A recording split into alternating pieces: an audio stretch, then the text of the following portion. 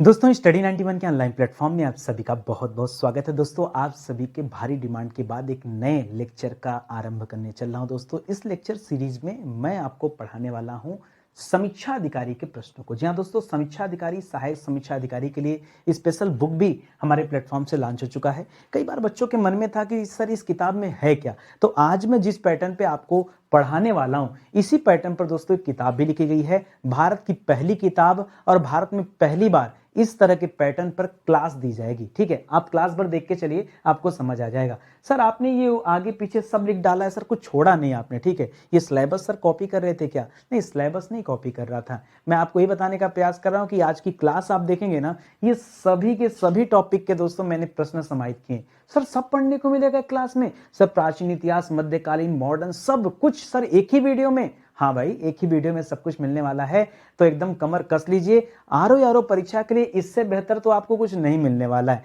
कम से कम पहले दिन की क्लास की शुरुआत तो कर ही लीजिए, उससे ये पता चलेगा कि तैयारी कितनी बेहतर हो पाई है। भाई तैयारी करने वाले हजारों लाखों लोग हैं, उनमें से कितने लोग सेलेक्ट होंगे? सेलेक्ट तो सैकड़ों में होना है। ठीक है, हजारों में नहीं, सैकड़ों की नौकरी है। ठीक है, तो बहुत कम दोस्तों पद है। उसके लिए आप तैयार हैं कि नहीं तैयार है, उसके लिए देखना पड़ेगा कि तैयारी किस लेवल पर हो पाई है। सर बातें कम कीजिए, काम शुरू कीजिए। आइए काम शुरू करते हैं दोस्तों। ये किताब जरूर लीजिएगा, अभी नहीं कहूंगा, पहले प्रश्न देखिए फिर बताइए। ठीक है, स्टडी 91 के प्लेटफॉर्म से फाउंडेशन कोर्स भी लॉन्च किए गए हैं। आप अपने एक एक विषय को मजबूत कर सकते हैं अगर ये फाउंडेशन बैच ज्वाइन करते हैं तो। चलिए मैं ज्यादा समय नहीं लूंगा, मैं सीधे आता हूं अपने सवालों पर। ठीक है, सवाल आपके स्क्रीन पर दिख रहे होंगे, बखूबी नजर आ रहे होंगे। और ये जो सवाल दोस्तों, ये आरओ एआरओ के मेंस परीक्षा में पूछा गया सवाल है। क्या सर, एक तो पढ़ाने चल रहे हैं, ऊपर से पहले ही दिन मेंस के सवाल को रख दिया आपने। भाई देखिए, हमारा जो सीक्वेंस है वो इसी पैटर्न पर है। जो एग्जाम सबसे लास्ट में हुआ, तो सबसे लास्ट में दोस्तों आरओ एआरओ मेंस का पेपर हुआ है, तो पहले हम इसके सवाल देखेंगे और ऐसे ही सवाल आते हैं, फिर हम लोग आरओ एआरओ प्री के सवाल देखते हैं। डरना क्यों? अगर तारों तक जाने की सोच लोगे ना तो चंद्रमा तक अपने आप पहुंच जाओगे। ठीक है, तो मेंस को देखो, अपने आप प्री का सिलेक्शन हो जाएगा। ठीक है, आइए देखते हैं कैसा सवाल बनता है। दोस्तों सवाल यहां लिखा है कि मंदसौर प्रशस्ति किस शासक की उपलब्धियों का विवरण देता है? मंदसौर प्रशस्ति किस शासक के संदर्भ में है दोस्तों, ये आपको बताना है। आपके सामने चार ऑप्शन है: स्कंदगुप्त, चंद्रगुप्त द्वितीय, रामगुप्त और कुमारगुप्त प्रथम। ये सभी के सभी गुप्तकालीन राजा हैं। इनमें से आपको बताना है कि मंदसौर प्रशस्ति से किसका संबंध है। सर हमने तो एक ही प्रशस्ति के बारे में पढ़ा था, वो था प्रयाग प्रशस्ति। हाँ, प्रयाग प्रशस्ति सर वही रटा रहता था, हरिसेन ने तैयार किया है समुद्रगुप्त के लिए, सर वही जानते थे। सर ये मंदसौर प्रशस्ति नहीं पता है, ऊपर से समुद्रगुप्त का ऑप्शन भी नहीं है, तो पहले ही क्वेश्चन देख के हम परेशान हो गए। परेशान मत हुए दोस्तों, इस मंदसौर प्रशस्ति का संबंध किससे दोस्तों? याद रखेंगे, कुमारगुप्त प्रथम से। जी हाँ दोस्तों, कुमारगुप्त प्रथम से। कुछ और सवाल आपको देता हूं, जरा वो बताइए। आज आयोग ने सवाल किया ना, कल को हो सकता आयोग ये आपसे पूछ ले कि बताइए भीतरी और जूनागढ़ अभिलेख, ये भी तो एक तरह की प्रशस्ति है, तो भीतरी तथा जूनागढ़ अभिलेख का संबंध दोस्तों किससे है? तब आप क्या बताएंगे दोस्तों? तब आप बताइएगा इनमें से ही कोई एक व्यक्ति है। नहीं पता हो तो जान जाइए, स्कंदगुप्त बताइएगा। क्या बताएंगे? स्कंदगुप्त बताइएगा। अच्छा सर, मतलब आज ये सवाल पूछा तो कल ये सवाल भी आयोग पूछ सकता है। या फिर जो आपके दिल के अंदर एक सवाल उमड़ रहा था सर समुद्रगुप्त वाला, तो समुद्रगुप्त के सामरिक विजयों का उल्लेख दोस्तों किस प्रशस्ति में मिलता है? प्रयाग प्रशस्ति में मिलता है। किसमें मिलता है दोस्तों? प्रयाग प्रशस्ति में मिलता है। चलो आपके मन में एक सवाल आया तो मैंने क्या कर दिया, इस सवाल को भी यहां रख लिया। ठीक है, तीसरा सवाल लिख रहा दोस्तों, ग्वालियर अभिलेख का संबंध किससे? अब बताओ, ग्वालियर अभिलेख का संबंध किससे है? आज मंदसौर प्रशस्ति पूछ रहा ना, कल को आपसे ग्वालियर भी पूछ सकता है। तो याद रखेगा दोस्तों, ग्वालियर पड़ता है मध्य प्रदेश में, और मध्य प्रदेश के सबसे विख्यात राजा कौन थे? महाराजा भोज, प्रतिहार शासक भोज। भाई तो याद रखेंगे, आपका जवाब यहां क्या होना चाहिए? याद रखेंगे, प्रतिहार, प्रतिहार शासक, शासक राजा भोज। ठीक है, राजा भोज, ये आपका दोस्तों सही जवाब हो जाएगा। मान लीजिए एक सवाल और दे दे दोस्तों, एहोल अभिलेख का संबंध किससे है? ठीक है, तो एहोल अभिलेख में दोस्तों किसके विजय का उल्लेख है? याद रखेगा, पुलकेशिन द्वितीय के विजय का उल्लेख मिलता है। ठीक है, पुलकेशिन द्वितीय। सर पुलकेशिन द्वितीय तो वही था ना जिनके साथ हर्षवर्धन जाके लड़ाई किए थे नर्मदा के तट पर, उन्होंने राजा हर्षवर्धन को हराया भी था। जी हाँ, मैं उन्हीं पुलकेशिन द्वितीय की बात कर रहा हूं। उनसे संबंधित कौन सा अभिलेख है? एहोल अभिलेख है। यानी कि आज ये सवाल पूछा तो कल आयोग ये सवाल भी पूछ सकता है। और इतना ही नहीं, अगर आप आरओ परीक्षा के लिए जो किताब हमारे प्लेटफॉर्म से लॉन्च किया गया उसे आप लेते हैं तो ऐसे ही दोस्तों और सवालों के बारे में आप जान पाएंगे। हमारा डिस्क्रिप्शन यही समाप्त नहीं होता, कुछ चीजें और है। यहाँ स्क्रीन छोटी थी इसलिए मैंने एक ही सवाल रखा। ठीक है, आइए अगले सवाल पर देखते हैं। अगला सवाल दोस्तों मध्यकालीन भारत के इतिहास से संबंधित है, यह भी मेंस में पूछा गया सवाल है। सवाल क्या है कि अफगानिस्तान पर आधिपत्य के समय बाबर को किसने भारत पर आक्रमण करने के लिए आमंत्रित किया था? अब बच्चा बच्चा जानता है कि बाबर ने जब भारत पर हमला किया था तो पहली बार पानीपत का प्रथम युद्ध हुआ था, 1526 में हुआ था। उस समय जो है मुगलों की शुरुआत तो अब होगी बाबर के समय से, उसके पहले तक दिल्ली सल्तनत पर दोस्तों लोधी वंश का शासन चलता था। अंतिम जो बादशाह था लोधी वंश का उसका नाम था इब्राहिम लोधी। तो इब्राहिम लोधी के साथ लड़ाई हुआ था, ये थोड़ी पूछा जा रहा है। अरे सवाल तो ये पूछ रहा है कि बाबर को बुलाया किसने। अब बहुत सारे बच्चे जानते हैं कि बाबर को राणा सांगा ने बुला लिया। लो, राणा सांगा का तो ऑप्शन ही नहीं है। अब बताओ, यानी आपको सही तरीके से नहीं पता है। ठीक है, ध्यान रखिएगा, बाबर को भारत में किसने आमंत्रित किया था? दौलत खान ने आमंत्रित किया था। किसने आमंत्रित किया था? बाबर को अफगानिस्तान से भारत में किसने बुलाया था? दौलत खान ने बुलाया था। ठीक है, चलो एक सवाल तो ठीक है। अगला सवाल क्या पूछ सकता है कि नवीन राजवंश चगताई वंश की नींव किसने डाला था? तो याद रखिएगा, चगताई वंश की नींव भारत में किसने डाला था? इसी बाबर ने डाला था। आगे चल के दोस्तों इसी के द्वारा मुगल वंश प्रारंभ होता है। ठीक है, इसको भी याद रखेंगे। लेकिन बाबर ने अपनी आत्मकथा बाबरनामा में किसका उल्लेख किया है? तो बाबरनामा में दोस्तों उस समय के समकालीन राजाओं का उल्लेख किया गया है, जिनमें 5 मुस्लिम राजाओं का उल्लेख मिलता है और 2 हिंदू राजाओं का उल्लेख मिलता है। उस जमाने में कहा जाता है कि सबसे मशहूर हिंदू शासक कौन था? राजा कृष्णदेवराय जी के बारे में उल्लेख किया गया बाबर के द्वारा। ठीक है, तो याद रखेंगे दोस्तों, यहां 5 मुस्लिम राजाओं का उल्लेख मिलता है, प्लस 2 हिंदू राजाओं का उल्लेख बाबर ने किया है। इसको भी याद रखेगा। प्लस बाबर ने दोस्तों याद रखेंगे राजा कृष्णदेवराय को क्या बताया दोस्तों? राजा कृष्णदेवराय को सबसे शक्तिशाली बताया है। ठीक है, क्या बताया दोस्तों? सबसे शक्तिशाली शासक बताया है, याद रखेंगे। ठीक है, राजा कृष्णदेवराय के राज दरबार में दोस्तों कौन रहते थे? तो आपको पता है दोस्तों, यहां अष्टदिग्गज रहा करते थे। कौन रहते थे दोस्तों? अष्टदिग्गज रहा करते थे। ठीक है, इसको याद रखेगा। कई बार एक सवाल और आता, अष्टप्रधान कहां रहते थे? ठीक है, अष्टप्रधान। ठीक है, तो अष्टप्रधान की बात करेगा तो अष्टप्रधान दोस्तों शिवाजी के दरबार में थे। ठीक है, अष्टप्रधान ये शिवाजी के दरबार में थे। अष्टदिग्गज ये राजा कृष्णदेव राय के यहां थे। अब बच्चा परेशान है, सर हम तो जानते थे कि गुप्ता जी केवल हिंदी के मास्टर हैं। आज हमने जीएस का वीडियो देखा तो पता चला गुप्ता जी जीएस के मास्टर हैं। देखिए, पढ़ना आपको भी, आप भी हर विषय के मास्टर हो भाई, आप तो हर विषय पढ़ते हो ना, तो मास्टर तो आप भी हो।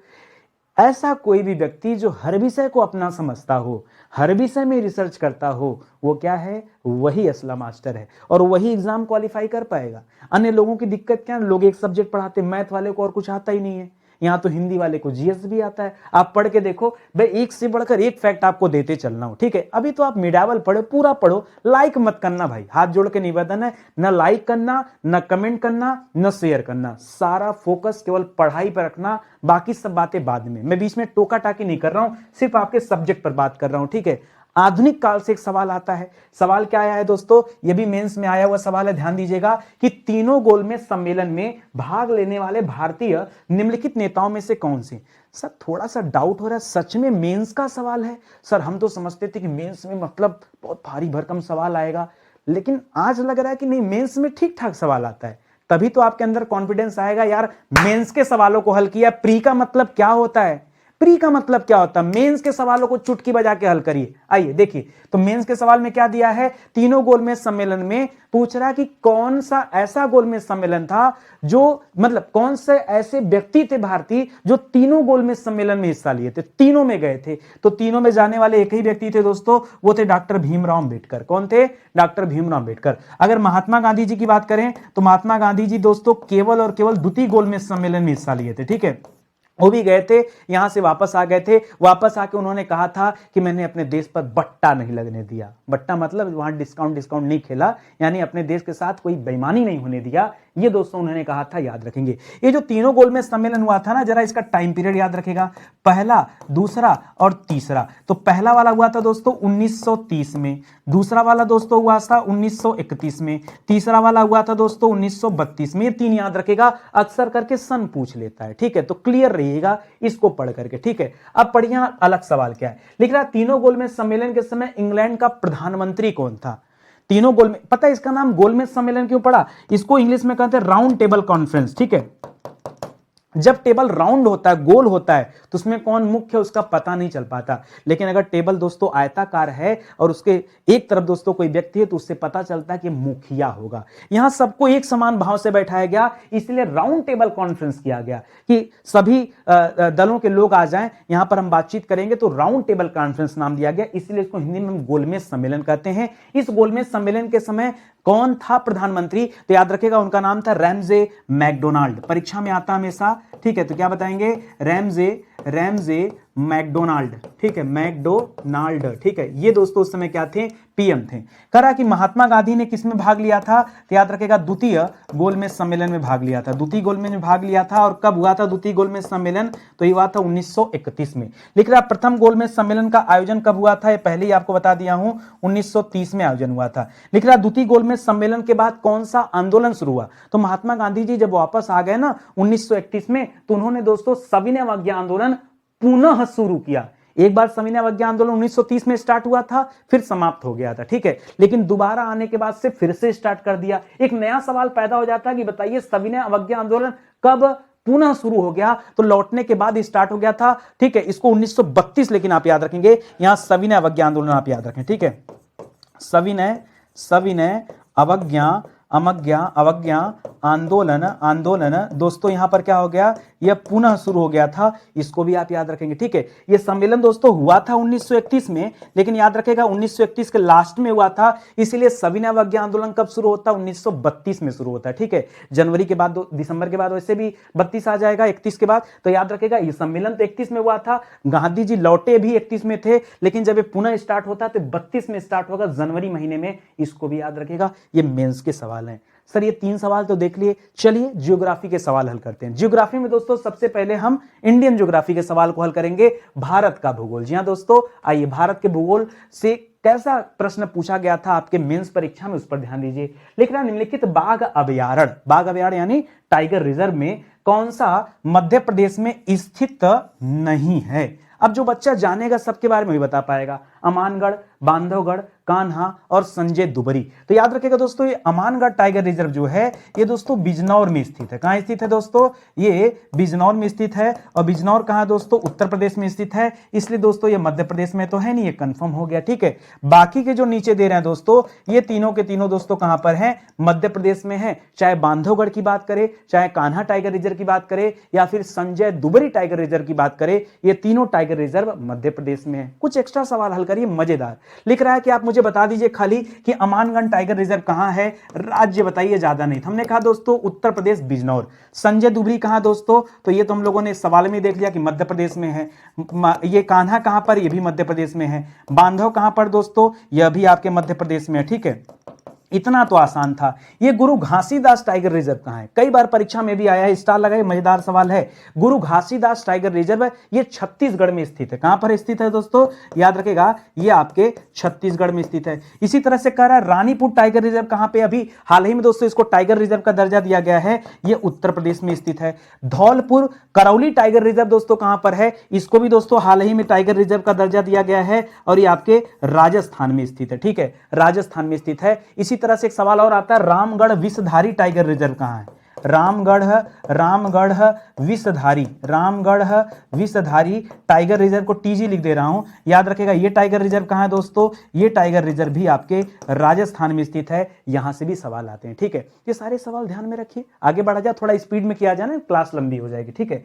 चलिए विश्व भूगोल से सवाल पढ़ते हैं कि दोस्तों वर्ल्ड ज्योग्राफी से दोस्तों कौन सा सवाल आपके परीक्षा में आया है। मेंस परीक्षा की सीधे बात करेंगे, 2021 में जो हुआ था, सवाल थोड़ा डिफिकल्ट है। लिख रहा प्रशांत महासागर महासागर में स्थित एक द्वीप है, उसका नाम है गैलापागोस। क्या नाम है? गैलापागोस नाम का एक द्वीप समूह है। उसके संदर्भ में कौन सा कथन सही है यह बताना है। लिख रहा है इनकी उत्पत्ति ज्वालामुखी गतिविधि के द्वारा हुआ है। भारत में अगर ज्वालामुखी की बात करेंगे तो भारत में दो ज्वालामुखी है। एक बैरन द्वीप है दोस्तों, जो कि अंडमान निकोबार के पास में स्थित है, लेकिन यह सुसुप्त ज्वालामुखी है। ठीक है, उसी तरह से एक एक्टिव ज्वालामुखी भी भारत के पास है, भारत में ही स्थित है, अंडमान निकोबार में स्थित, उसका नाम है नारकोंडम। क्या नाम है दोस्तों? नारकोंडम। बच्चे नहीं जानते, सोचते हैं भारत में कहां ज्वालामुखी, उसके लिए तो कहां जाना पड़ेगा? इटली के पास जाना पड़ेगा, स्ट्राम्बोली देखना पड़ेगा, हवाई द्वीप पे जाना पड़ेगा। ठीक है, तो इतनी चीजें हैं, लेकिन वहां नहीं जाने की जरूरत है। अंडमान निकोबार जो सागर है दोस्तों, वहां पर भी यहां ये मिल जाएगा, याद रखेंगे। ठीक है, बंगाल की खाड़ी में। तो यहां लिख रही है दोस्तों कि गैलापागोस जो है दोस्तों, पहली बात तो प्रशांत महासागर में, यह बात सत्य है कि असत्य है, इसको बताना है। अच्छा, यहां पे लिख रहा है कि ज्वालामुखी गतिविधि द्वारा पैदा हुआ है और यह दक्षिण अमेरिका के पेरू राष्ट्र का हिस्सा है। तो मैं आपको बताना चाहूंगा दोस्तों, यह पेरू का हिस्सा नहीं है। ये किसका हिस्सा दोस्तों? यह हिस्सा है इक्वेडोर का। किसका हिस्सा दोस्तों? इक्वेडोर का। जब कभी आप मैप देखेंगे ना, तो इक्वेडोर पड़ता कहां पर दोस्तों? इक्वेडोर पड़ता है दक्षिणी अमेरिका में। ठीक है, दक्षिणी अमेरिका में, और पेरू भी दक्षिणी अमेरिका में है। लेकिन पेरू दोस्तों इक्वेडोर के नीचे पड़ जाता है। ऊपर इक्वेडोर है, नीचे की तरफ पेरू है। याद रखेंगे, ये इसका हिस्सा नहीं, पेरू का हिस्सा नहीं, ये इक्वाडोर का हिस्सा है। इसलिए हो गया दोस्तों ये कथन गलत। बाकी इसकी उत्पत्ति ज्वालामुखी से हुई है, ये कथन हो गया सही। और जो लिखा है कि क्या यह सच में प्रशांत महासागर में स्थित है, तो जी हां दोस्तों, यह प्रशांत महासागर में स्थित एक द्वीप का नाम है गैलापागोस। क्या नाम है? गैलापागोस। ठीक है, आगे देखिए, कह रहा गैलापागोस द्वीप समूह कहां स्थित है, तो क्या बताएंगे? पहले तो याद रखेगा कि यह दक्षिण अमेरिका में स्थित है। अगर इसके भी अंदर जानने का प्रयास करें तो क्या बताएंगे दोस्तों? याद रखेंगे इक्वेडोर में स्थित है। कहां पर स्थित है? इक्वेडोर में स्थित है, याद रखेंगे। ठीक है, और भी कभी कभी पूछ देता है, तो एक लोकेशन और भी याद रखेगा, भूमध्य रेखा के आसपास। ठीक है, भूमध्य रेखा के आसपास का जो क्षेत्र है, क्योंकि वहीं से दोस्तों गुजरती है यह भूमध्य रेखा, उसके आसपास के क्षेत्र में दोस्तों यह स्थित है। एक सवाल और देखिए, लिख रहा दक्षिण पश्चिम प्रशांत महासागर। लोकेशन देखेगा, प्रशांत महासागर का दक्षिण पश्चिमी हिस्सा, उसमें दोस्तों स्थित एक द्वीप समूह का नाम बताइए। ऐसे भी परीक्षा में आ सकता है, जैसे आज गैलापागोस दिया है, वैसे आपसे हो सकता है सोलोमन द्वीप से सवाल पूछ ले। किससे पूछ ले सवाल? सोलोमन द्वीप। तो कहां पर है दोस्तों? ये दक्षिण पश्चिम में है। या फिर दोस्तों एक और याद रखेगा, वानुआतु द्वीप समूह। ठीक है, वानुआतु द्वीप, ये सब कहां पर स्थित है दोस्तों? ये दक्षिण पश्चिम प्रशांत महासागर में स्थित है, ये भी याद रखेंगे। चलिए एक थोड़ा सा डिफिकल्ट और सवाल लेते हैं। पश्चिम मध्य प्रशांत महासागर में स्थित किसी द्वीप का नाम बताइए। तो याद रखेगा, एलिस द्वीप समूह का नाम सुना होगा, या फिर तुवालू का नाम सुना होगा, तुवालू का नाम सुना होगा, ये है। ठीक है, इसी तरह से एक सवाल आता है कि मार्शल द्वीप समूह ये किस महासागर में स्थित है? मार्शल वाला। तो याद रखेगा, मार्शल द्वीप समूह दोस्तों यह मध्य प्रशांत महासागर में स्थित है। कहां पर है? यह मध्य प्रशांत महासागर में स्थित है, याद रखेंगे। प्रशांत महासागर में दोस्तों जो सबसे गहरा बिंदु है पृथ्वी का, वो भी स्थित है। क्या नाम है दोस्तों? 11,022 मीटर उसकी गहराई है। बताइए जल्दी से, बताइए। बरमूडा ट्रायंगल मत बोलिएगा, वो गलत जवाब है, वो तो कैरिबियन कंट्री के पास में स्थित है। ठीक है, ये जो 11,022 मीटर की जो गहराई है, ठीक है, उसका नाम आपको बताना। सोचिए और जवाब दीजिए, नहीं तो फिर मैं बताने के लिए तो तैयार ही हूं। ठीक है, चलिए आगे बढ़ते हैं। अगला सवाल दोस्तों किससे संबंधित है? ये जनसंख्या एवं नगरीकरण से संबंधित सवाल है। बहुत सारे बच्चे इस चैप्टर को छोड़ देते हैं, यहां से भी सवाल आता है। ध्यान दीजिए क्या सवाल है दोस्तों, ये आरओ प्री परीक्षा में पूछा गया सवाल है। जरा ध्यान दीजिएगा, मेंस में यहां से हो सकता है न सवाल बना हो, तो ये प्री परीक्षा का सवाल यहां पर है। लिख रहा है 2011 की जनगणना के अनुसार अनुसूचित जनजाति की बात कर रहा है। अनुसूचित जनजाति मतलब एसटी की बात कर रहा है, एससी की नहीं।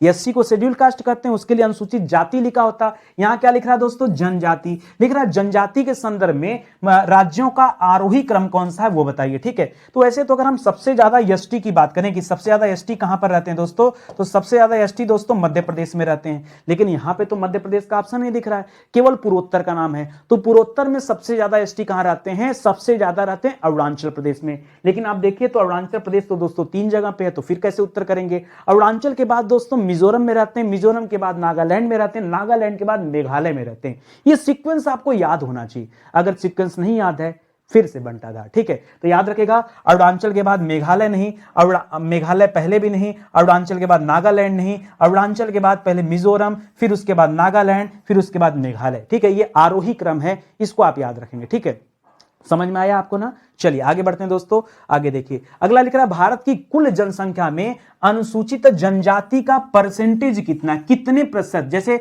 भारत की कुल जनसंख्या, अब अगर रियल में आप देखेंगे तो अगर पुराना वाला देखेंगे तो 120 करोड़ 121 करोड़ है, वर्तमान में भले 140 हो गया, उससे अपने से मतलब नहीं है, लेकिन जो जनगणना 2011 में हुआ था उसी को आधार मान करके हम पूछ रहे हैं आपसे कि बताइए एसटी कितने परसेंट है, कितने परसेंट एसटी हैं पूरे पॉपुलेशन में। ठीक है, पूरे पॉपुलेशन में कितने परसेंट एसटी हैं, तो याद रखिएगा 8.6%। कितना प्रतिशत दोस्तों, याद रखेंगे 8.6% दोस्तों एसटी हैं, ये आप याद रखेंगे। ठीक है, अगला सवाल देखिए, भारत में सर्वाधिक अनुसूचित जनजाति जनसंख्या वाला राज्य कौन सा है। तो मैंने पहले ही आपको बता दिया दोस्तों कि सबसे ज्यादा अनुसूचित जनजाति कहां रहती है, मध्य प्रदेश में। अनुसूचित जनजाति जनसंख्या वाले शीर्ष 5 राज्य कौन है, तो आइए नंबरिंग करते हैं। सबसे ज्यादा कहां पर दोस्तों, तो याद रखिएगा मध्य प्रदेश में सबसे ज्यादा एसटी हैं। दूसरे नंबर पे दोस्तों आपको नहीं भरोसा होगा, लेकिन आप याद रखिएगा महाराष्ट्र। कोई सोच भी नहीं सकता कि महाराष्ट्र में भी एसटी होंगे, लेकिन वो दूसरे नंबर पे। तीसरे नंबर पे दोस्तों याद रखेगा उड़ीसा में एसटी है। ठीक है, चौथे नंबर पे दोस्तों याद रखेगा, सब आपके कल्पना से परे है। ठीक है, यहां उत्तर प्रदेश के बारे में सोचिए मत। चौथे नंबर पे राजस्थान है और 5वें नंबर पे कौन सा आ जाएगा, गुजरात राज्य है। ठीक है, गुजरात। ये मैं दोस्तों आपको एसटी का आंकड़ा दे रहा हूं कि सबसे ज्यादा एसटी ये कहां पर है। मजा आ रहा है पढ़ के कि नहीं? पढ़ते जाओ और पूरा वीडियो देखना। अगर आज आपने वीडियो बीच से छोड़ दिया और चले गए तो जान जाओ सिलेक्शन कभी नहीं होगा। बहुत मेहनत करना पड़ता है। मैं इस तरह की सीरीज देना नहीं चाहता था, लेकिन आप समझो कि आपके लिए सब न्यौछावर है। इतने दिन से बच्चों का कमेंट देख रहा था कि सर प्लीज जीएस की क्लास स्टार्ट कर दीजिए, कर दिया स्टार्ट। इस क्लास को आगे बढ़ाने का काम आपका रहेगा। ठीक है, अभी पढ़ लो और अंदर से आवाज आ जाए कि हाँ सर मजा आ गया, तब शेयर करना, लाइक करना। ठीक है, आगे देखो, अगला सवाल संविधान से। ठीक है, संविधान में फिर से मेंस का सवाल आ गया। लिख रहा भारतीय संविधान का भाग 9 क, किसके बारे में पूछ रहा दोस्तों, भाग 9 क। भाग 9 दोस्तों पूछता तो हम उसके बारे में, पंचायती राज के बारे में बात कर लेते। भाग 9 क के बारे में पूछ रहा है, सीधा सीधा नगर पालिका की बात हो रही है ना, या शहरी स्थानीय स्वशासन की बात हो रहा है। चलो देखते हैं क्या लिखा है। भारत के संविधान के 9 क में निम्नलिखित क्षेत्र की स्थानीय स्वशासन की इकाइयों गलत लिखा है। ठीक है, इसको सही करिएगा, इकाइयों। बताया था बहुवचन करते समय हमेशा ह्रस्व हो जाएगा। ठीक है, इकाइयों को संवैधानिक आधार प्रदान किया गया। किसको दिया गया, तो ग्रामीण को थोड़े दिया गया। ठीक है, किसको दिया गया दोस्तों, इसके तहत शहरी क्षेत्र को संवैधानिक अधिकार दिया गया है। तो ये केवल 2 वाला सही है दोस्तों, 1 और 2 नहीं करना है। हमें क्या करना दोस्तों, 1 और 2 नहीं करना है, हमें केवल 1 भी नहीं करना है। हमें क्या चूज करना है, यहां पर केवल 2 चूज करना है, क्योंकि 9 क या 9 ए का संबंध किससे है, शहरी स्थानीय स्वशासन से। ठीक है, अगला देखिए सवाल लिख रहा है शहरी स्थानीय स्वशासन में शामिल है 9 1 में शामिल है कौन दोस्तों, शहरी स्थानीय स्वशासन, यही शामिल है ना, शहरी स्थानीय स्वशासन शामिल है। इसको याद रखिएगा। या अगर मान लीजिए परीक्षा में दोस्तों आपसे अनुच्छेद पूछ ले, क्या पूछ ले कि बताइए कौन सा अनुच्छेद इस 9 क के अंतर्गत आता है, तो याद रखिएगा दोस्तों 243 पी से स्टार्ट करिएगा। कहां से दोस्तों, 243 पी से स्टार्ट करेगा और आएगा सीधा जेड जी तक। कहां तक आएंगे दोस्तों, 243 जेड जी तक आएंगे। कहां तक आएंगे, 243 पी से लेकर 243 जेड जी तक आना है। ये आप याद रखेंगे, मोस्ट इंपॉर्टेंट सवाल है। ठीक है, आगे बढ़िए। 74वां संविधान संशोधन हुआ था 1992 में, लेकिन हमेशा लागू वाला पूछा जाता है। या 1 जून 1993 को लागू हुआ है, तो हमेशा दोस्तों वही तिथि आपसे पूछी जाती है। तो क्या याद रखेंगे, 1 जून 1993 को यह 74वां संविधान संशोधन लागू किया गया है। पंचायती राज को 7वीं अनुसूची के किस सूची में रखा गया है। अगर 7वीं अनुसूची में सूचियों की बात करेंगे तो 3 तरह की सूचियां होती हैं, संघ सूची होता है, राज्य सूची होता है, समवर्ती सूची होता है। संघ पर कानून केंद्र सरकार बनाती, राज्य पर कानून राज्य सरकार बनाती, समवर्ती पर कानून दोनों बनाते हैं। अगर इस पंचायती राज की बात करें, इसको कहां रखा गया है, पंचायती राज को राज्य सूची में रखा गया। कहां पे रखा गया दोस्तों, पंचायती राज्य को कहां रखा गया है, इसे राज्य सूची के अंतर्गत रखा गया है। यह सवाल भी याद रखेगा। ठीक है, इसी पैटर्न पर जीएस की किताब लिखी गई है कि आज ये सवाल तो कल क्या क्या पूछ सकता है। क्योंकि मुझे लगा ना कि मैं केवल डिस्क्रिप्शन देख के मतलब मजा नहीं आ रहा था, मुझे लगा डिस्क्रिप्शन वाली किताबें मार्केट में भरी पड़ी हैं और अच्छी अच्छी किताबें भी हैं। ठीक है, क्यों झूठ बोलना, बहुत अच्छी अच्छी किताबें डिस्क्रिप्शन वाली, लेकिन मुझे लगा कि एक नए पैटर्न पे किताब देनी चाहिए। एक सवाल उससे और क्या क्या बन सकता है, इससे क्या है कि संभावना ज्यादा हो जाएगा अगली बार आयोग के प्रश्नों को पकड़ने का। भाई आज ये पूछा तो कल यहीं से ऐसे पूछेगा ना। यहां तो जगह नहीं, मैंने 3 सवाल दिया, किताब में 5-5, 6-6, 7-7, 8-8 सवाल तैयार किए गए। इसीलिए मैंने कहा कि इस किताब में 12,000 सवाल हैं। परचेज कर लो जाके, अभी भी समय आपके पास, परचेज कर लो, ठीक है। आगे आ जाओ, देख लेते हैं अगला सवाल। मेंस का सवाल है, ध्यान से सुनिएगा। किताब लॉन्च क्या हुई, खत्म हो गया, मेरे पास है नहीं, मेरे पास केवल हिंदी बचा हुआ है, ठीक है। इतना तेज इसका ऑर्डर चल रहा है, हिंदी बचा है, खत्म हो गया तो, वरना दिखाता नहीं, हर किताब में प्रचार करता हूं, इसको नहीं दिखाता। लेकिन अब किताब जितनी भी प्रिंट हुई थी सब चली गई, और जितने अब पहुंचने से पहले, यहाँ आने से पहले भी उठा के लेके चले गए कि सर आपके कमरे में दोस्तों एक किताब स्टूडियो में रखा है सर, वो भी बेच देते हैं, ठीक है। सब चली गई, कुछ नहीं बचा यहाँ पे, तो आप परचेज कर लो, बस इतना ही जान लो। आओ साइंस से सवाल करते हैं। तो भौतिक और रासायन को मिला के एक साथ कर दिया, बायोलॉजी को मैंने अलग कर दिया, ठीक है। सवाल पढ़ो, लिख रहा है निम्नलिखित में से किस सिद्धांत पर रॉकेट काम करता है। सवाल आया था, और ये सवाल दोस्तों मेंस का सवाल है, ध्यान देना। रॉकेट किस सिद्धांत पर काम करता है? अवोगाद्रो परिकल्पना पर काम करता है, ऊर्जा संरक्षण पर काम। ज्यादातर बच्चे ऊर्जा संरक्षण करते हैं, ठीक है, गलत हो जाएगा। ऊर्जा संरक्षण भूल जाओ, बर्नौली प्रमेय भी भूल जाओ, अवोगाद्रो भी भूल जाओ। ये काम करता है दोस्तों संवेग संरक्षण पर। किस पर काम करता है, याद रखना, रॉकेट किस सिद्धांत पर काम करता है? यह संवेग संरक्षण के सिद्धांत पर काम करता है, ठीक है, पहली बात। दूसरा दोस्तों, बर्नौली प्रमेय किस पर काम करता है? कल को सवाल आ गया, आज रॉकेट पूछा है, आपके मन में आ गया सर जेट इंजन किस पर काम करता है? जेट इंजन दोस्तों न्यूटन के तीसरे लॉ पर काम करता है। एक सवाल मैंने रखा जेट इंजन का, देखो कि जेट इंजन या जेट प्लेन दोस्तों किस सिद्धांत पर काम करता है, तो क्या बताएंगे दोस्तों? न्यूटन के गति के तीसरे नियम पर काम करता है। किस नियम पर दोस्तों? तीसरे नियम पर काम करता है। अभी जो आपसे पूछ रहा बर्नौली प्रमेय, ये किस पर काम करता है दोस्तों? ये बर्नौली प्रमेय दोस्तों किस पर काम करता है? ये ऊर्जा संरक्षण के सिद्धांत पर काम करता है। किस पर?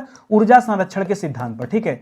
ऊर्जा संरक्षण का सिद्धांत, ठीक है। ऊर्जा संरक्षण का सिद्धांत क्या करता है दोस्तों? ऊर्जा कभी नष्ट नहीं होती है, ऊर्जा बस एक रूप से दूसरे रूप में क्या हो जाती है? बदल जाती है, ठीक है। कभी ऊर्जा समाप्त नहीं होती है। लिख रहा है समान ताप और दाब पर, कि टेम्परेचर भी समान हो और प्रेशर भी समान हो, उस पर गैसों के समान आयतन में अणुओं की संख्या समान रहती है। ये कौन सी थ्योरी है? इस थ्योरी को कहते हैं आवोगाद्रो परिकल्पना। क्या कहते हैं? आवोगाद्रो परिकल्पना का नाम देते हैं, ठीक है। आवोगाद्रो ने इसे खोजा था, इसलिए उन्हीं की परिकल्पना पे इसका नाम दे दिया गया कि समान ताप और दाब पर गैसों के जो आयतन होते हैं उसमें अणुओं की संख्या क्या हो जाती है? समान हो जाती है। लेकिन कब? उसके लिए टेम्परेचर और प्रेशर दोनों बराबर होना चाहिए। ये फिजिक्स वाली बात हो गई, ठीक है। इससे दोस्तों आपको पता चलेगा कि नितिन सर से हर सब्जेक्ट पढ़ा जा सकता है कि नहीं, वो आसानी से समझा पाते हैं कि नहीं, ये आपको मिलेगा, ठीक है। आगे बढ़े दोस्तों, बायोलॉजी के सवाल अटेंड करते हैं। ये भी मेंस में आया हुआ सवाल है, ठीक है। घबराना मत, हम लोग डायरेक्ट मेंस से शुरुआत कर रहे हैं, ठीक है। आज तक किसी ने शुरुआत नहीं किया होगा। लिख रहा है निम्नलिखित में से कौन सा आहार मनुष्य के शरीर को अधिकतम ऊर्जा प्रदान करता है? सबसे ज्यादा एनर्जी दोस्तों किससे मिलती है? लिख रहा है फैट से, प्रोटीन से, विटामिन से, ठीक है। विटामिन से एनर्जी मिलती है क्या? कभी नहीं, ठीक है, ये तो गलत दे दिया। वसा और प्रोटीन तो ठीक है। विटामिन, लवण, जल दोस्तों इससे नहीं मिलता है। विटामिन, लवण और जल दोस्तों ये उपापचयी जो है यानी मेटाबॉलिज्म को बढ़ाते हैं। हमारे शरीर में कुछ खाते पीते हैं ना, जब वो पचता है दोस्तों, उसके लिए सारी चीजें जरूरी हैं, ठीक है। तो ये गलत हो जाएगा। कार्बोहाइड्रेट तो सबसे ज्यादा है, इसीलिए हम लोग कहते हैं दोस्तों जब कभी दौड़ के आते हो आप तुरंत ग्लूकान डी, ये ग्लूकान डी क्या है? कार्बोहाइड्रेट, ठीक है। गन्ने का जूस पिया, एनर्जी आ गई, क्या है? कार्बोहाइड्रेट है, ठीक है। कार्बोहाइड्रेट शरीर में त्वरित ऊर्जा का संचार करता है। एक लाइन की बात याद रखना, कार्बोहाइड्रेट शरीर में त्वरित ऊर्जा का संचार करता है, ठीक है। तो कार्बोहाइड्रेट दोस्तों अधिकतम ऊर्जा देता है, फिर फैट देता है, फिर प्रोटीन देता है। ये वाला कॉम्बिनेशन ठीक है। कार्बोहाइड्रेट, प्रोटीन और विटामिन नहीं देगा दोस्तों, ये गलत हो जाएगा। तो इस प्रकार दोस्तों जो गलत हो कट हो गए, बचा सही क्या दोस्तों? तो याद रखेंगे कार्बोहाइड्रेट, वसा और प्रोटीन, ये तीनों देते हैं। आइए देखते हैं कुछ और सवाल कैसे बनता है। मानव शरीर की धीमी वृद्धि का कारण क्या है? जैसे आदमी मान लो एकदम आदमी दुबला पतला है, या उसका शरीर वृद्धि नहीं हो रहा, जितना होना चाहिए, जितना सुडौल दिखना चाहिए वो नहीं हो रहा है। इसका मतलब सही ढंग से उसे प्रोटीन नहीं मिल पा रहा है, ठीक है। प्रोटीन नहीं मिल रहा है क्योंकि प्रोटीन दोस्तों शरीर वृद्धि के लिए क्या होता है? सबसे ज्यादा आवश्यक होता है प्रोटीन। जी हाँ दोस्तों, प्रोटीन की कमी से कौन सा रोग होता है? क्वासियोकर नामक रोग होता है, ठीक है। प्रोटीन की कमी से, ठीक है, कौन सा रोग होता है दोस्तों? क्वाशी योकर नामक रोग होता है, ये भी याद रखेंगे। ठीक है, लिख रहा उपापचय नियंत्रण पोषक पदार्थ कौन होते हैं दोस्तों, तो याद रखेगा इसमें 3 चीजों को माना जाता है, एक विटामिन को माना जाता है, एक लवण को माना जाता है और जल को माना जाता है। ठीक है, ये होते हैं। सजीव या मृत कोशिकाओं में सर्वाधिक मात्रा में क्या पाया जाता है, सबसे ज्यादा क्या पाया जाता है, चाहे सजीव की बात करें चाहे मृत की बात करें, तो इन दोनों ही कोशिकाओं में दोस्तों 2 चीजें सबसे ज्यादा पाई जाती है। ठीक है, क्या क्या दोस्तों, एक तो दोस्तों प्रोटीन पाया जाता है, मोस्ट इंपॉर्टेंट है, क्या पाया जाता है नहीं भरोसा होगा लेकिन याद रखेगा, एक प्रोटीन पाया जाता है, दूसरा जल पाया जाता है। सजीव या मृत कोशिकाओं में सबसे ज्यादा क्या पाया जाता है, या तो प्रोटीन या तो जल, या दोनों, मतलब ये पाए जाते हैं सबसे ज्यादा। ये सारे सवाल बन सकते थे। देखिए मैंने मेंस के अकॉर्डिंग सवाल रखा है, हो सकता है आपको ये लगे कि सर डिफिकल्ट सवाल है, डिफिकल्ट नहीं है, ये मेंस के अकॉर्डिंग मैंने रखा, तो लेवल भी मेंटेन करना होगा ना, ऐसे घिसे पीटे सवाल दे दूंगा तो मजा कैसे आएगा। आप कहोगे सर इतनी बढ़िया किताब और आप ऐसी बात कर रहे हैं। अब मुझे बताओ, क्या आप ये किताब लेने के लिए तैयार हो कि नहीं तैयार हो। ठीक है, अगर आपको इस तरह की कोई किताब की आवश्यकता है तो आप परचेज कर लीजिए दोस्तों। अब कर कहां पाएंगे, ठीक है, बस ले ही लीजिए, ऑर्डर कर लीजिए। ठीक है, ऑर्डर लगा देंगे तो जैसे ही प्रिंट होकर आएगी तुरंत आपको मिल जाएगी। ठीक है, तो जल्दी से ले लीजिए, हमारा हेल्पलाइन नंबर है, कॉल करके संपर्क कर सकते हैं। बाकी आइए सीधे आगे की बात करते हैं, सब प्रचार प्रसार बात की बात है, दिल खुश होगा तो अपने आप सब होगा। चलिए अब थोड़ा डिफिकल्ट सवाल, यहां तक तो आसान वाले सवाल हैं, ऐसे विषय जो आप सभी पढ़ते हैं, ऐसे विषय जो आप पढ़ना नहीं चाहते हैं, ऐसे विषय जिसकी वजह से आप फेल होते हैं, ऐसे विषय जो आपको आपकी सफलता तक पहुंचने से रोकते हैं, उनमें सबसे बड़ा योगदान इस अर्थशास्त्र का, किसका है, अर्थशास्त्र का। आओ देखते हैं क्या सवाल दिया, मेंस के अकॉर्डिंग सवाल देखेंगे हम लोग। मेंस 2021 का सवाल देखेंगे, क्या लिखा है, लिख रहा सुगमता सूचकांक एक जारी किया जाता है, कि इंडेक्स जारी किया जाता है। मैं बताता हूं, देखो सूचकांक क्या होता है, बहुत भय मत रखा करो इसे।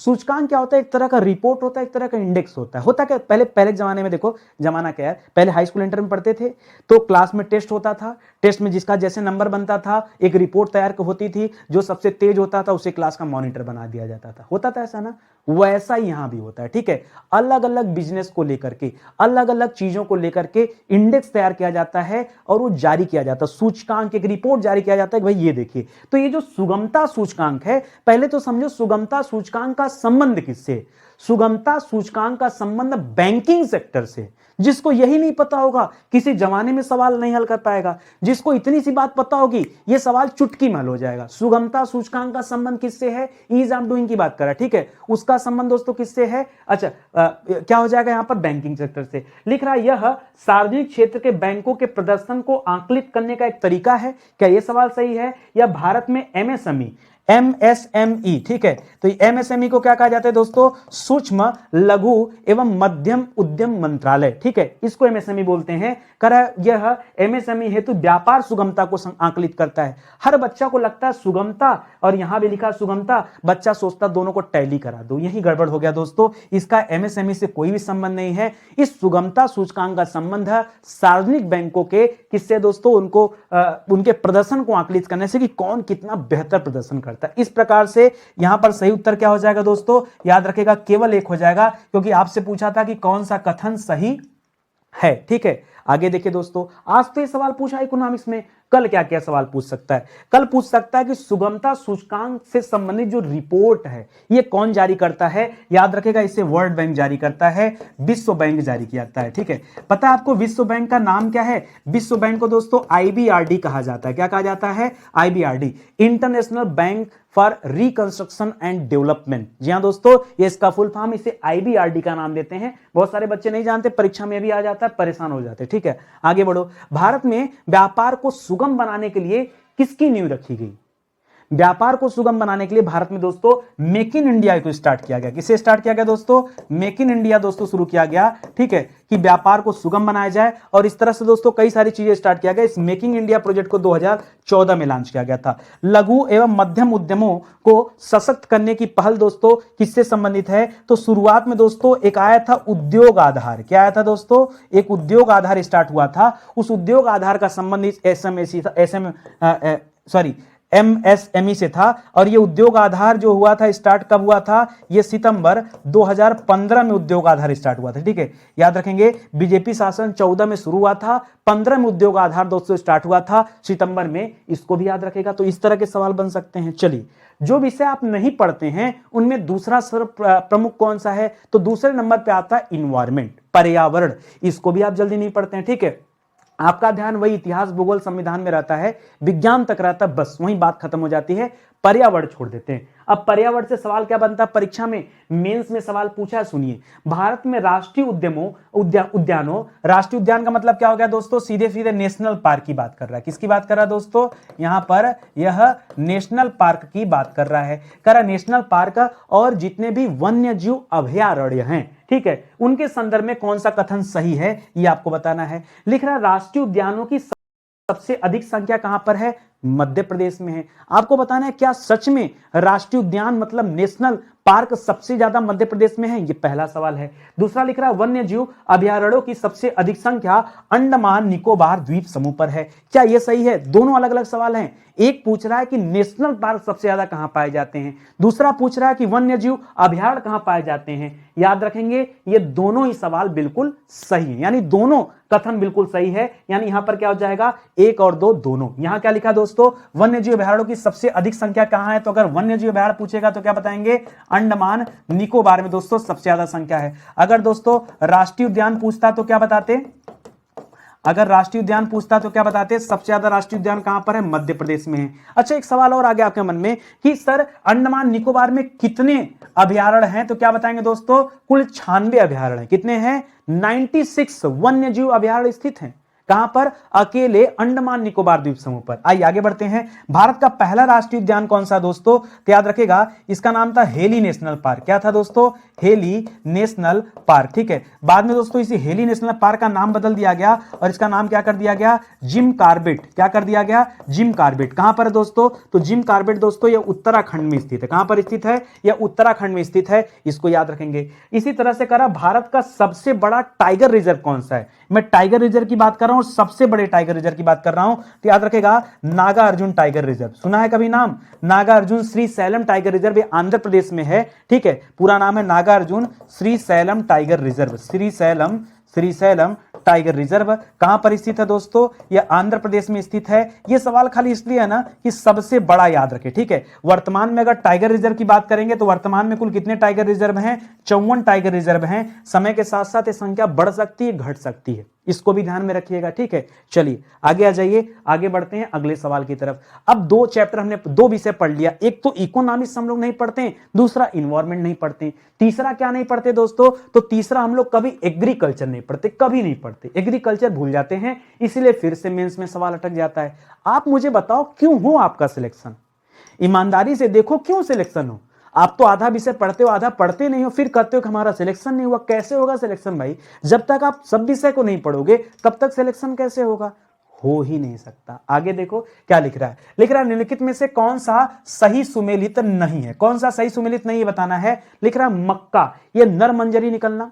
अब जिसको ये पता होगा क्या मक्का से नर मंजरी निकलता वो बता पाएगा। या फिर लिखा है कि मूंगफली से खूंटी बनना, या फिर लिखा है काबुली चना से किल्ले निकालना, या फिर लिखा है कि तंबाकू से शीर्ष कीर्तन। ठीक है, तो आपको दोस्तों बताना यह है कि आपसे क्या पूछा जा रहा है कि कौन सा सही सुमेलित नहीं है। देखिए सब पौधे लगाने की कला होती है, जैसे कई बार, छोड़िए कहानी छोड़िए, आप गुलाब जानते हैं ना, गुलाब के पौधे कभी लगाना होता है तो गुलाब की डंठल को ऐसे नहीं काटते हैं, ऐसे काटते हैं, देखिए ऐसे तिरछे में काटते हैं, काट के ले जाकर उसे गमले में डाल दीजिए, एक नया गुलाब लग जाएगा, एक पौधा लग जाएगा। इसी तरह से दोस्तों अलग अलग कॉन्सेप्ट होता है इसको लगाने का। तो दोस्तों अगर मैं यहां किल्ले निकालने की बात करूं तो किल्ले निकालने का काम दोस्तों एक काबुली चना में नहीं होता है, यह दोस्तों गलत है। किल्ले निकालने का काम दोस्तों धान में होता है। ठीक है, किल्ले निकालने का काम किससे संबंधित है दोस्तों, किल्ले निकालना ये किससे संबंधित है, ये धान से संबंधित है। तो यही दोस्तों आपका गलत लिखा था। बाकी मक्का का संबंध दोस्तों किससे, दोस्तों याद रखेगा ये नर मंजरी से है। मूंगफली का संबंध दोस्तों खूंटी बनाने से है।